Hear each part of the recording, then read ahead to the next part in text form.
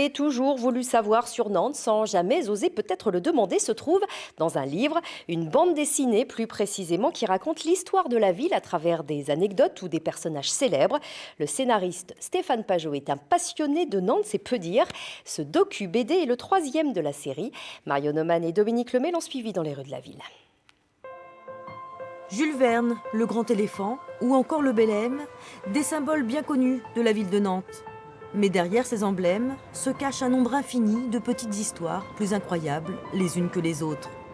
Stéphane Pajot, scénariste de cet ouvrage, les adore.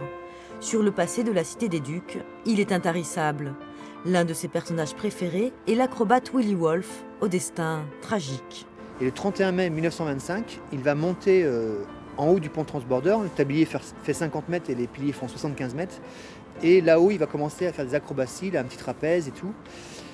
Et de fil en aiguille, il va se mettre une petite ceinture de feu avec de la tourbe. Il va l'allumer pour faire joli et il va plonger devant environ 15 000 Nantais qui sont sur le quai de la Fosse ici, là, et puis sur l'île Sainte-Anne. Hélas pour lui, il va disparaître dans la Loire. La fumée de la tourbe l'aurait asphyxié. Son corps sera retrouvé 6 jours plus tard. Bien d'autres personnages apparaissent au gré de la lecture. On découvre ainsi que le tramway a été créé par un Nantais, Louis Mékarski, en 1879. Stéphane Pajot nous plonge également durant la Seconde Guerre mondiale. Le square d'Avier en centre-ville en porte encore les stigmates, des impacts d'obus. Et puis il y a cette histoire si touchante des enfants qui aimaient y jouer aux billes. Il se retrouvait ici pour jouer aux billes et le jeudi 16 septembre 1943, vers 16h, les bombes vont tomber sur la ville, les enfants vont disparaître, la partie de billes finalement, ils vont l'arrêter évidemment, et ils vont aller tous se cacher. 50 ans plus tard, ils vont décider de se retrouver en fait pour finaliser cette partie de billes. Voilà. Et ça va être un moment très intense. Le rendez-vous est pris, ils se retrouveront désormais chaque année à cette date anniversaire. Toutes ces histoires sont vraies, juste parfois romancées. Aimé Delru devient ainsi un personnage réel et pas seulement le nom d'un arrêt de tramway.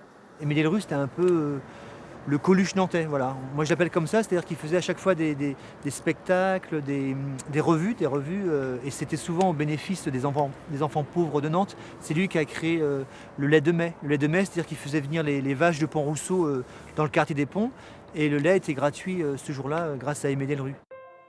Il y a bien sûr aussi les Nantais célèbres, Jules Verne, Guy Môquet ou encore Jacques Demy. Toutes ces petites histoires qui ont fait la grande histoire et qui donnent envie d'en savoir encore plus sur cette ville longtemps appelée la Venise de l'Ouest.